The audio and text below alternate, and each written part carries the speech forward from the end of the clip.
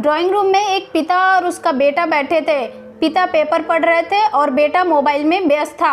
अचानक drawing room में बैठे बाप बेटे दोनों को किचन से कोई कांच का बर्तन टूटने की आवाज़ आई। आवाज़ से बेटे को कोई फर्क नहीं पड़ा, किंतु बाप के कान खड़े हो गए। बाप ने तुरंत बैठे बैठे सवालों के तीर छोड़े। क्या टूटा? कैसे टूटा? किसने तोड़ा? पास में बैठे बेटे ने कहा, पिताजी क्यों अपना बीपी बढ़ा रहे हैं? मैं यहीं से बता सकता हूँ कि कांच के बर्तन किसने तोड़ा होगा। बाप ने कहा, बेटा बीपी तो बढ़ेगा ना, क्योंकि वो बर्तन फिर से खरीद कर तो मुझे ही देना पड़ेगा।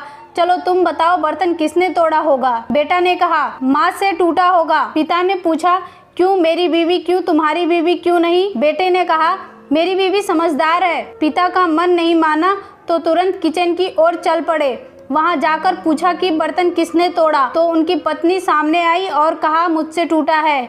क्यों, क्या हुआ? उन्होंने कहा, कुछ नहीं, मैं नया खरीद कर ला दूंगा, मगर चीज़ें संभाल कर इस्तेमाल करना। वो वापस ड्राइंग रूम में आए और बेटे से पूछा कि तुम्हें कैसे पता चला कि ये बर्तन तुम्हारी माँ ने तोड़ा? बेटे ने जवाब दिया, अगर बर्तन बहू से टूटता तो पीछे से तुरंत ही डांट की आवाज़ सुनाई देती, मगर बर्तन माँ से टूटा इसलिए पीछे से कोई भी आवाज़ नहीं आई। इधर किचन रूम से ससुर के जाते ही बहू ने सास के पैर पकड़ लिए और कहने लगी, माँ जी आप बहुत अच्छी हैं, हर बार आप मेरी गलतियाँ छुपा देती हैं। सास बोली, कोई बात नहीं बेटा, तुम मेरी बेटी समान हो और मैं भी तो कभी बहू थी।